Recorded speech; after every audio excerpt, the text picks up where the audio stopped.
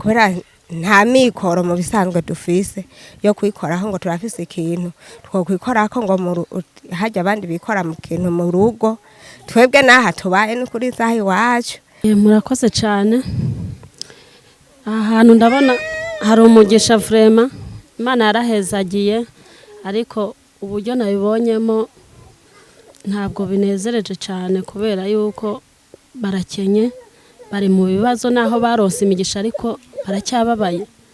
Rero muri make icyo nobwira abandi ba mama, abandi bavyeyi nuko uwonyaruka akabona aka video yofasha akita ku muryango uri ahangaha bamerewe nawe vrema naho barose umugisha, ariko urabona yuko batanezerewe bitewe n'uburyo bibaza ukuntu bazorera abana. Hageze igihe cyo kwibaruka kuko aba bana mu bisanzwe ntibiyavukiye ku gihe, maze kwibaruka umwana umwe aramwibaruke mu ivuriro ryo kungara, ahantu kungara ni mw'iyi zone nyene. Maze kumwibaruka bageze aho abandi bana babiri baca baratambama mu nda, kubera iryo vuriro ari ivuriro ritoya baca bavuga ati hogi rondera imoto tumujane i Bubanza. Bamaze kunshikana i Bubanza binashitseho uwa mbere yavutse saa 6 y'ijoro ari kuwa gatanu, twageze i Bubanza saa 7 z'ijoro. Abo bandi nace ndabavyara saa 7 zo kuwa gatandatu. Nagize umubabaro mwinshi cyane. Burya rero maze kubona nibarutse abana batatu narahabutse, ndaraba ubuzima ndimwo n'ukuntu n'abandose abana batatu. Je nakuze ndi umwana w'imfubyi, nta bene wacu mfise bo kumfasha kurera. Ubu nabona mugiye ko numuherereze mu nzu, nta mwana gihari novuga atazomfasha abo bana. Koko narabona ko ari umugisha Imana impaye, mugo harageze umwambaro umenga ndataye ubwenge. Rero kandi kugezana nino saha ico basha ndumva ko nkitaye ubwenge cyane, ndimva ati none ubundi ho nibabanshirira mu mugongo mufasha wanje ntashoboye gufata n'umwe ngo amumfashe, bishitse iyo ngwara anamufise ni hamwe nosanga no kukanigaya na kaniza ntashoboye kumumfasha. Nzofata abana batatu meke gute, nje mu ruzi gute, bigende gute, nukumese uduhuzu twabo ubu ndabona ko ari hatari bitanyoroheye. Burya rero hajya ndiko nataka ntakambira mwe bw'abavyeyi kugira murabe ico mwofasha, kubera naho abana barose n'ukuri nabi igihugu. Je ico nzokora nzorerera igihugu n'ukuri. Naravuze ati n'ukuri mumfashe, uwongiriye impuhwe wese andose umukozi, kubera jewe nta kuntu mfise turonka ngo twiyemeza ngo turondere umukozi twomuhiki, ntacyo dufise tumana twebwe ubwacu, ntacyo dufise twokwiya. Muvugisha ukuri kubwira Imana ica inzira yayo.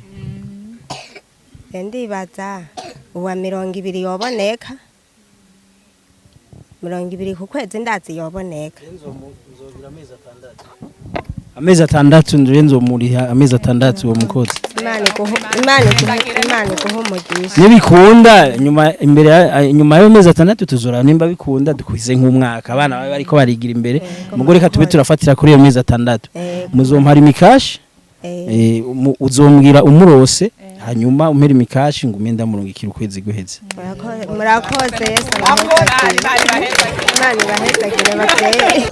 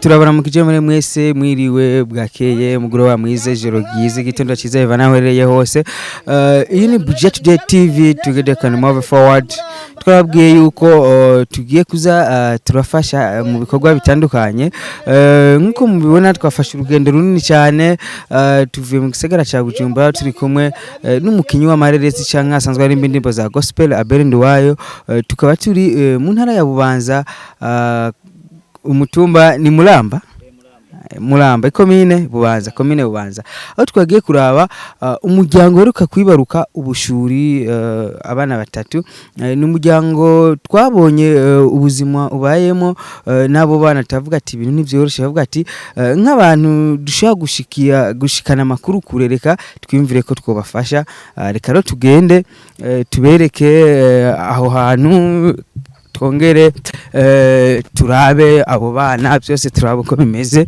bandanye mudukurikirana twabwiye ko tuje kuraba umuryango Imana yahezagiye ikaba kwibaruka ubushuri abana batatu nkuko mubona turi kumwe na Abel ndiwayo na madame wiwe twati kumwe na Dani basanzwe bakorana muri filime Injya series twabwiye yuko tugiye kuza tubafashanya abarundi twige gufashanya twige kugira umutima w'urukundo tuvuye mu ntara ya Bujumbura uyu munsi turi Bubanza Commune Bubanza intara ya Mulamba zone Mulamba intara ya Bubanza Commune Bubanza Umutumba ni Mulamba tugira rero tuganire n'umuryango turabe abana turabe umugisha Imana yashoboye guha uwo muryango tunaganire bimwe mu byatuzanye ngaha na cyane ko dukwiye gufashanya ari abantu benshi akantu ngena navuze ari abantu benshi banywa aka video tubwira yuko dukwiye gufashanya nk'abarundi twamwe turangwa n'urukundo ariko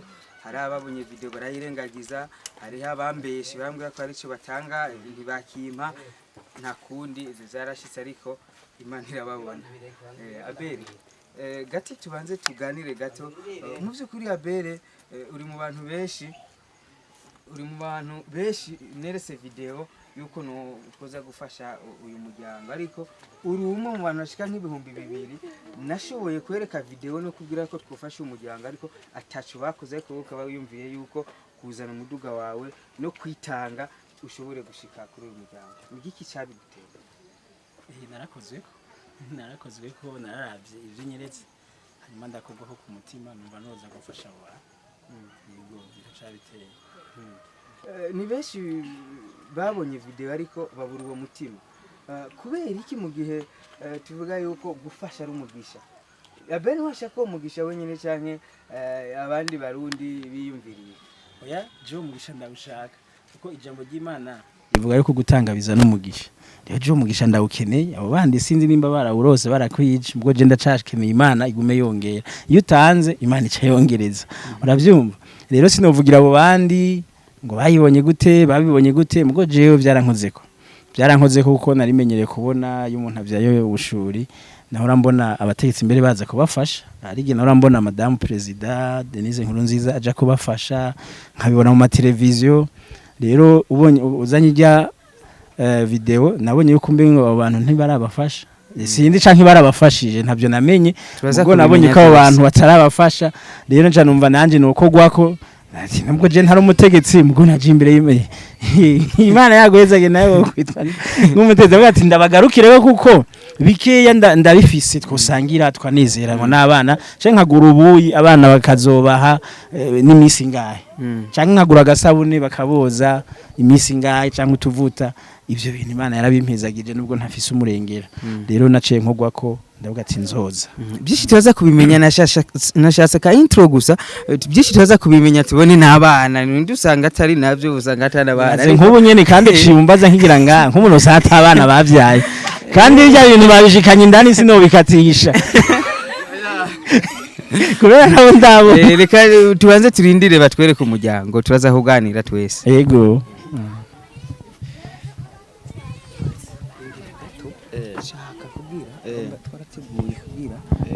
naragerageje wotwereka umugisha Imana yabahezagije kugira turabe abamarayika vraiment batatu baziye rimwe urumva ko ari umugisha udasanzwe mudufashe mutwereka abana turabe hama natwe tubashikirize agashimwe twashoboye kuronka tuganire n'umuryango tuganire na Abel Nduwayo na madame wiwe bashoboye kwiyumvira kuza gushigikira uyu muryango ni ikintu cyo gushima kuko ni ibintu biba gake cyane ngaha mu Burundi aho ushaka kubona umuryango wibaruka abana batatu ni ikintu kidasanzwe vraiment niyo mpamvu baba ari abantu baba bakwiye gushigikirwa abantu baba bakwiye gushimirwa cyane gose tunatera kamu n'abandi kandi bataragira icyo bakoze canke aba indongozi zacu na cyane cyane première dame ubutumwa bumushikire ahari hose kugira ngo dushobore gushigikirana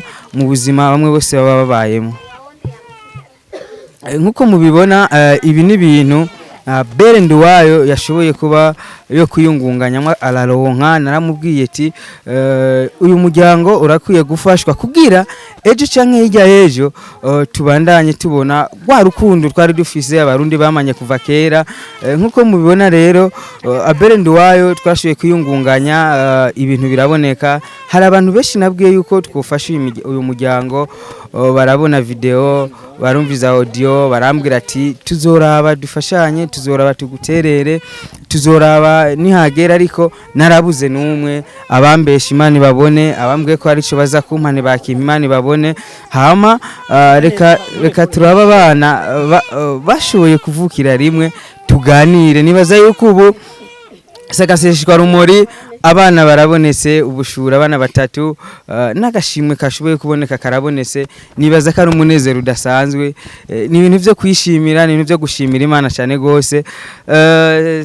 Abel nizere ko ubu ni sawa abana babonye ubu nemeye kabisa nemeye kandi ndanababwira ati felicitation canke hari abaca bavuga ngo muribaruka ariko uvuze ngo muribaruka uburyo umuntu ngo muribaruka ni nk'abakubwiye ngo uracafise inda uzibaruke niko mba numva bavuze ngo muribaruka abakubwiye ngo uzibaruke none namwe mwaribaruze ndavuga ati ahubwo musubireyo musubireyo nyene mugabo Imana iciye hezagira nk'abandi bane urumva bose usanga babaye benshi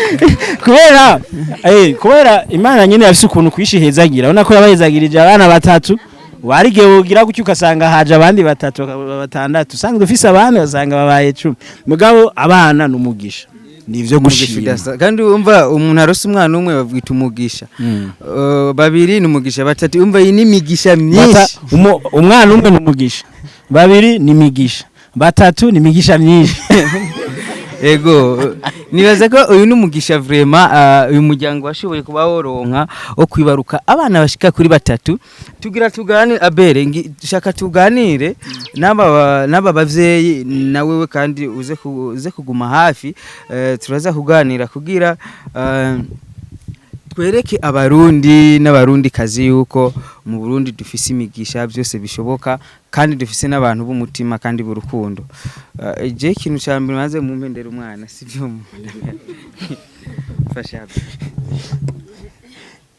tangura uvyimenyereze uko niyuja aha tweretse ko usanga nawe ari mu kubihereramwo akamuronka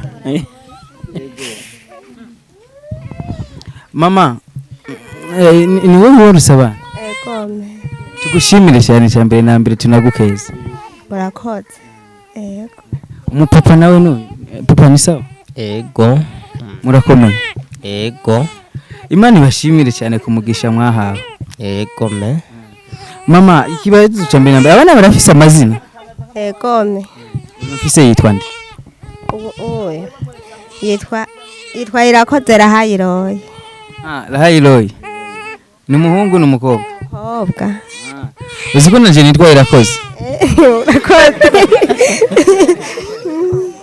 uwa mbere nawe yitwa Irangabiye Miriam, uwa kabiri yitwa Mugisha w'Imana Yosuwa, ubwo so wanyuma naragumarira yarashavuye kubera uwagira yatuganye kabiri eh uwagira kabiri eh ego ni Mugisha w'Imana Yosuwa, uwa mbere Irangabiye Miriam, uwa gatatu yitwa Irakoze Rahayiroye. Ego jinagira kujya bavuga ngo amahasa ugasanga bukuru na ciza aho bica bigenda gute nako no bukuru na butoyi bukuru na butoyi, bukuru nujya bafise butoyi butoyi nuwo, uwa gatatu nawe butonde ni ubushuri uwa gatatu niwe bushuri niwe bushuri. ega hariho bukuru na butoyi hanyuma uwa gatatu aca baba ubushuri. ego ubu yahoze tubwire n'abahungu bangahe n'abakobwa bangahe? N'abakobwa babiri n'umuhungu, hagati ni wari umuhungu. Ego wa mbere n'umukobwa, wa kabiri n'umuhungu, wa gatatu n'umukobwa. Ego ni gute umenye ko bakurikirana? Barakubwiye ati hatanguye uyu hasubira? Ego gituma narabimenye, umwe yavukiye babiri bavukiye kwivurira uwundi atavukiyeko. Byaciye kure gose, byarangoye cyane, ni Imana yarokoye agahanga kiwanje. Tugira rero tuganire mama mumfashe kugira hore tuganire n'abavyeyi neza. Reka nicare kugira tuganire byiyaguye. Ubu rero Abel ngira mbanze ndababaze wewe wumvirize gusa.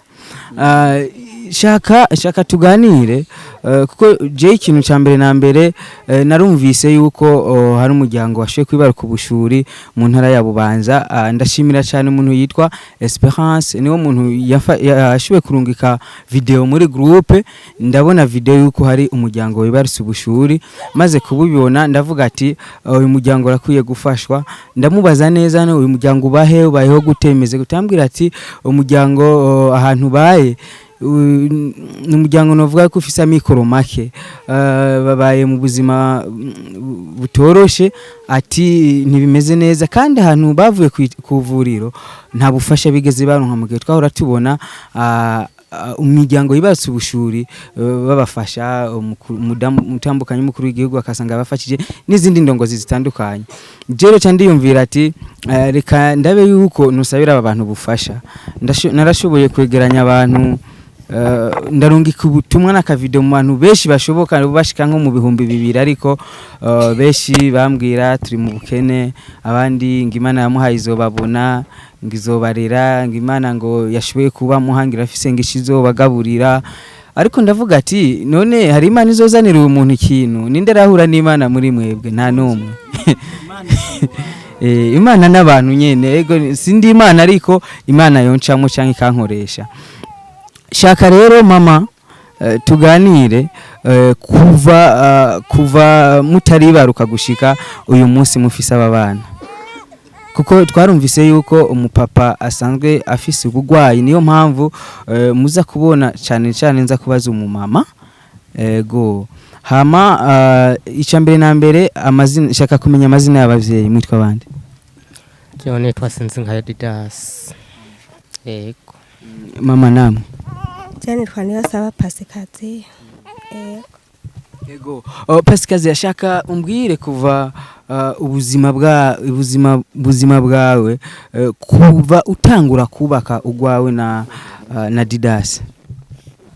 Ubuzima bwanje n'ubuzima bugoye kandi buhambaye kubamo. Je rutangiye kubaka n'umufasha w'iwanje, maze gutwara inda ya mbere niho umufasha wanje yaremba gose n'iyi ngwara. Maze kuremba n'iyi ngwara nye twarahuye n'ikintu c'ubukene, koko navyariye mu bukene kubera nterashoboye kuja kwitasha abandi.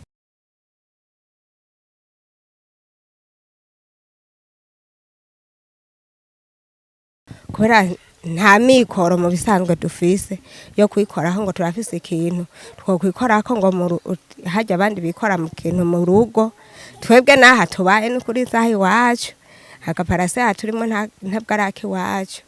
Oya kandi birabaye nabyiza ndabishimye n'ukuri ndabashimiye ko Imana yabarongoye kubona mushitse na hano hantu. Hari gihe turiko turatakamba mwo kwiyumviye ati ibyo byose abo bantu n'abandi bose bazi bavuga uko ariko ibintu ari sawa, kandi n'ukuri ndabashimiye ko mugeze ngaha. Ndibaza ko mwabibonye ubuzima bwacu ukuntu bumeze. Je naramerewe nabi cyane gose.